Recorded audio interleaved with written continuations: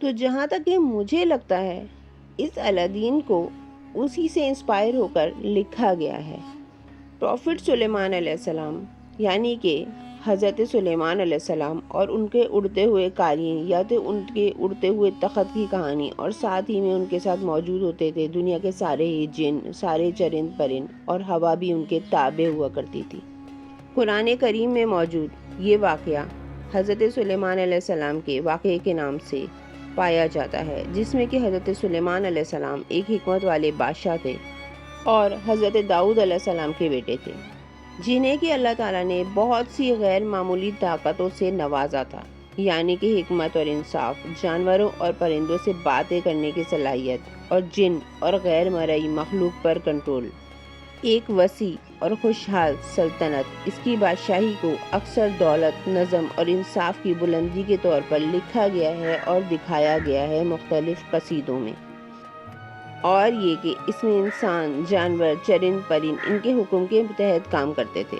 اب بات کر لیتے ہیں اس فلائنگ کارپیٹ کی جو کہ الادین میں دکھایا گیا ہے۔ تو یہ فلائنگ کارپیٹ الادین کے پاس ہو نہ ہو لیکن ان کے پاس ضرور موجود تھا، جس کو کہ تخت سلیمان یا فلائنگ کارپیٹ، یا کیونکہ ہم لوگوں نے دیکھا نہیں ہے تو ہم نہیں جانتے کہ اس کی اصل حیات کیا تھی، لیکن وہ اڑتا ضرور تھا اور اس کی وسعت اتنی تھی کہ پوری سلطنت اس پہ آ سکتی تھی۔ تو کیسا تھا یہ قالین؟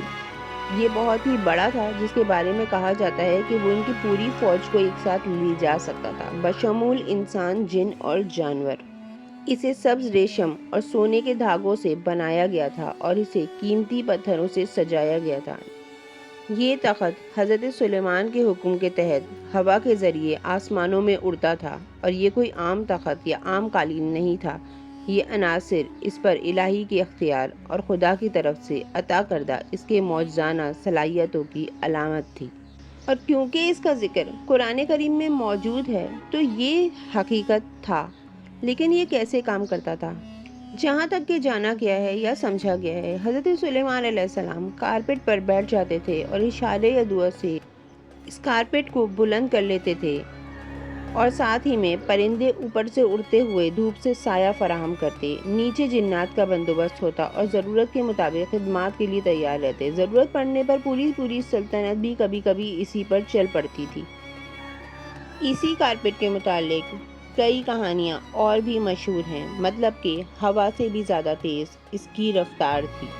ساتھ ہی ساتھ بات کی جائے الادین میں موجود جنات کے بارے میں، تو وہ بھی حضرت سلیمان علیہ السلام کے پاس موجود تھے، اور ساتھ ہی وہ انگوٹھی، وہ جادوئی انگوٹھی جس کے بارے میں کہا جاتا ہے کہ جس کے ذریعے وہ پوری سلطنت پہ حکومت کیا کرتے تھے، اور وہ سلطنت صرف ایک ملک تک پھیلی ہوئی نہیں تھی بلکہ پوری دنیا ہی ان کی سلطنت تھی۔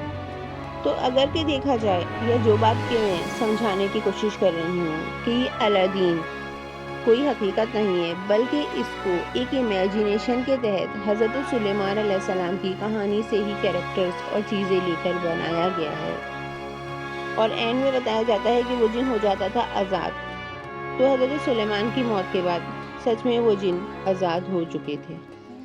تو دوستوں، کرتے ہیں کہانی کو یہاں پر ختم۔ میں کسی اور ویڈیو میں بات کروں گی پروفٹ سلیمان کے تخت سلیمانی کے بارے میں، اور میریکلز کے، اور ان کی جادوئی انگوٹھی کے، اس کے واقعات کے بارے میں، اور ان کے جنات نے کیا کیا کام کیے ہیں اس کے بارے میں۔ تو جادو اور جنات کی یہ کہانی جو بالکل حقیقت ہے، یہ آگے چلے گی، اور پھر آپ سے اب میں ملتی ہوں کسی اور ویڈیو میں۔ تب تک کے لیے اللہ حافظ، گڈ بائے، گڈ لک، اپنا خیال کیجیے گا۔